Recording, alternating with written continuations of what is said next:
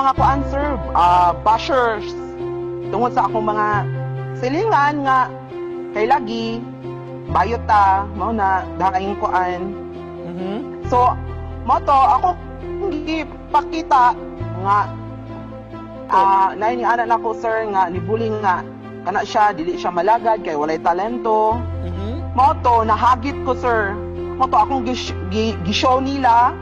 Mo to na kuan sila na shock nga naday ko inani nga talento nga wala sila.